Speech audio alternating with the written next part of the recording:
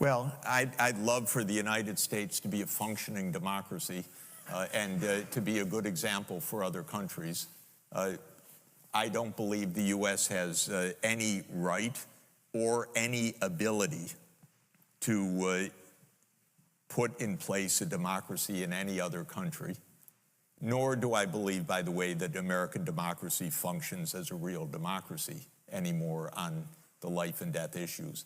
Nobody has asked the American people anything about all these wars for decades. And by the way, I can tell you, and I'm telling you authoritatively and truly, they lie about every goddamn thing about these wars. And so that's not democracy either. Everything is phony. Everything is narrative. And so on the war and peace issues, the public has no say at all. If you were to ask the American people now, and in fact, Gallup does, do you support Biden's foreign policy? I think the support is, you can look it up, 25 to 35% perhaps. I don't even think it reaches 35%. Where's the democracy in this? It's a game. This is the deep state, and they have their wars, and every war has been phony. Some wars the American people are basically never told about. For example, the war in Syria. And you may actually hear from grown-up reporters who are lying through their teeth or ignorant beyond imagining that, oh, the war in Syria, yes, Russia intervened in Syria. Well, do you know that that Obama tasks the CIA to overthrow the Syrian government, starting 4 years before Russia intervened? What kind of nonsense is that? And how many times did the New York Times report on Operation Timber Sycamore, which was the presidential order to the CIA to overthrow Bashar al-Assad? 3 times in 10 years. This is not democracy. This is a game. And it's a game of narrative. Why did the U.S. invade Iraq in 2003? Well, first of all, it was completely phony pretenses. It wasn't, oh, we were so wrong, they didn't have weapons of mass destruction. They actually did focus groups in the fall of 2002 to find out what would sell that war to the American people. Abe Schultzke, if you want to know the name of the PR genius. They did focus groups on the war. They wanted the war all the time. They had to figure out how to sell the war to the American people, how to scare the shit out of the American people. It was a phony war. Where did that war come from? You know what? It's quite surprising.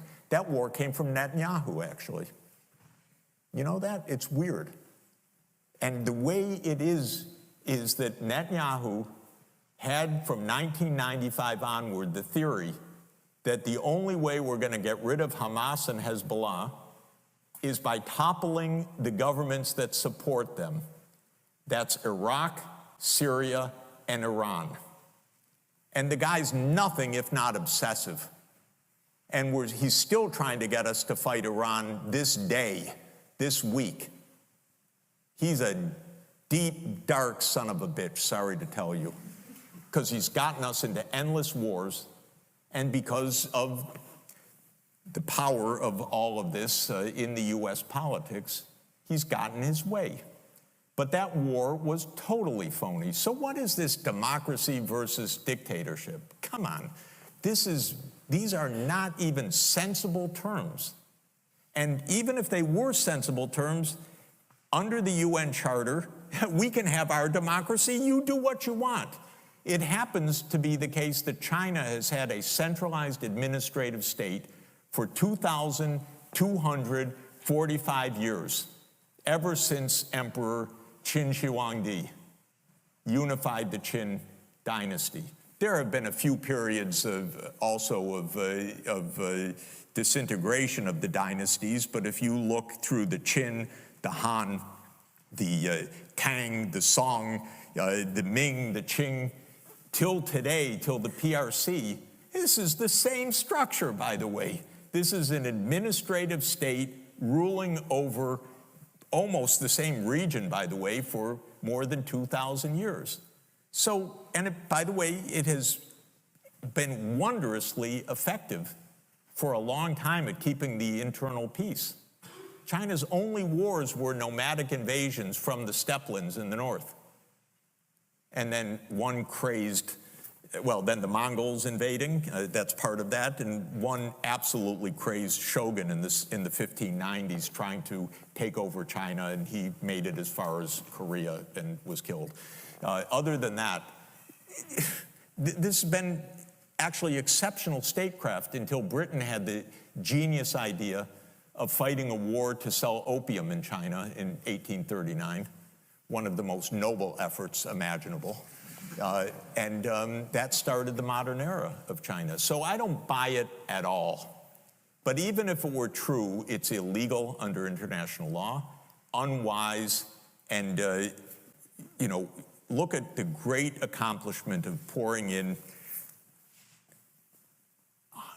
I don't know how many hundreds of billions of dollars into Afghanistan for 20 years to get from the Taliban regime to the Taliban regime. This is American genius at democracy promotion. They don't care at all about democracy, by the way, at all. They topple governments they don't like that won't do their bidding. They topple democracies if they don't like them. They'll topple anybody that they don't like. That's how it's worked all along. They never said, oh, we can't topple Mossadegh in 1953. He's a democratic government. No, they toppled a democratic government in Iran and put in a police state, which led to wonderful long-term relations with Iran because they really love the American people for that. So this is not about democracy. This is a game, and it's a terrible game, and it's a secret game, and it's played by the CIA, which is the most important agency in the United States, because they have complete secrecy, complete unaccountability. There was one review of the CIA 49 years ago, the Church Committee, and nothing since then. And as one of our CIA directors, they're all, I was going to say one of the worst, but they're all the same by the time they get there, or by the time they leave there, because the agency takes them over. Pompeo said, as he was proudly explaining the role of the CIA to some Texas students a few years ago, and you can find it online, he said, what do we teach at the CIA? To lie, cheat, and steal. And that's a pretty good encapsulation of the methodology. And that is a very dangerous world being created that way. So China's not going to turn the U.S. into a dictatorship. Maybe the U.S. will turn into a dictatorship. Maybe it will just turn into a plain old plutocracy. Maybe it will turn into a military-industrial state as the complete dominance. I don't know. But it's not going to come from China. It's going to come from inside. That's where our risk is.